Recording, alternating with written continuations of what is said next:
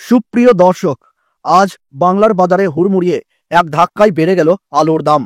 বস্তাপ্রতি প্রায় 50 থেকে 60 টাকা পর্যন্ত বৃদ্ধি পেল আলুর দামে।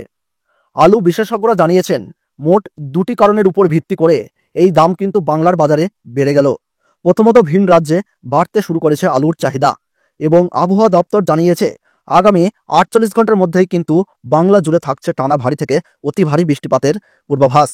পশ্চিমবঙ্গ ও বাংলাদেশ জুড়ে থাকছে নিম্নচাপের প্রভাবে টানা এক সপ্তাহ পর্যন্ত অতি ভারী বৃষ্টিপাতের আশঙ্কা এবং বাংলা থেকে ভিন রাজ্যে কিন্তু নতুন করে শুরু হতে চলেছে আলুর রপ্তানি। এই সব কারণের উপর ভিত্তি করে আলুর দাম কিন্তু আবারও নতুন করে বাড়তে শুরু করলো। তো প্রিয় দর্শক, আমরা এখন দেখে নেব আজ কোন কোন জেলাতে আলুর দাম কত টাকা রয়েছে, কোন কোন ইউনিটগুলিতে আলুর দাম আজকের দিনে বেড়ে গেল, ভিন রাজ্যে বর্তমানে কীরকম আলুর চাহিদা রয়েছে। এছাড়া উত্তরপ্রদেশ, পাঞ্জাব, বিহার, হরিয়ানা, গুজরাট, দিল্লি, বাংলাদেশ এই সমস্ত জায়গাতে আলুর বাজার কি রয়েছে। তো এই সমস্ত বিষয়ে যেই সব গুরুত্বপূর্ণ তথ্যগুলি চলে এসেছে, তো তাই কিন্তু আপনারা জানতে পারবেন এই ভিডিওটির মাধ্যমে। তাই ভিডিওটিকে স্কিপ না করে শেষ পর্যন্ত মনোযোগ সহকারে দেখতে থাকবেন। আর আপনি কোন জেলার আলুর বাজার দর সম্পর্কে জানতে চাচ্ছেন, সেই জেলার নাম ভিডিওর কমেন্ট বক্সে লিখে জানাবেন। এবং সবার আগে সবার প্রথমে আমাদের এই ইউটিউব চ্যানেলটিকে সাবস্ক্রাইব করে পাশে থাকা বেল আইকনটিকে প্রেস করে রাখবেন। তাহলে চলুন প্রিয় দর্শক, দেরি না করে এক নজরেই দেখে নেওয়া যাক। বর্তমানে সমগ্র পশ্চিমবঙ্গের পাশাপাশি বাংলাদেশ জুড়ে আলুর দাম কিন্তু অনেকটাই কম রয়েছে। বিশেষ করে পশ্চিমবঙ্গের আলু চাষিরা বিপুল হতাশ রয়েছেন, কারণ আলুর দাম 2025 সালের প্রথম দিক থেকেই তেমন একটা লক্ষ্য করা যাচ্ছিল না। আর বর্তমানে যাদের যাদের আলু রয়েছে তাদের কিন্তু আলুতেই লসই দেখা যাচ্ছে।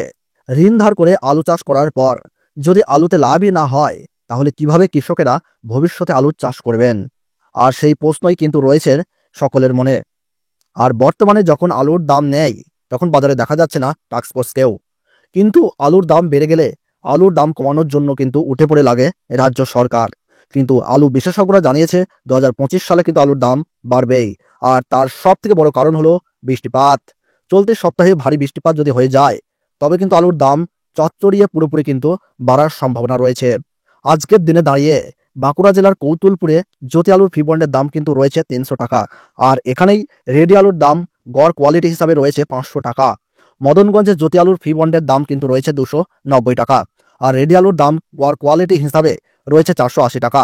কলকাতা সংলগ্ন হাওড়া জেলার উদয়ন নারায়ণপুরে জ্যোতি আলুর ফি বন্ডের দাম কিন্তু আজ রয়েছে 320 টাকা।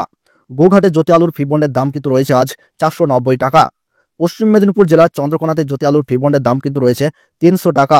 ভাটপাড়া ইউনিটের জ্যোতি আলুর ফি বন্ডের দাম রয়েছে 310 টাকা। 10 ঘোড়াতে জ্যোতি আলুর ফি বন্ডের দাম রয়েছে 340 টাকা। দেবীপুর ইউনিটে জ্যোতি আলুর ফি বন্ডের দাম কিন্তু রয়েছে 290 টাকা। শালবনী ইউনিটে জ্যোতি আলুর ফি বন্ডের দাম রয়েছে 280 থেকে 310 টাকার মধ্যে।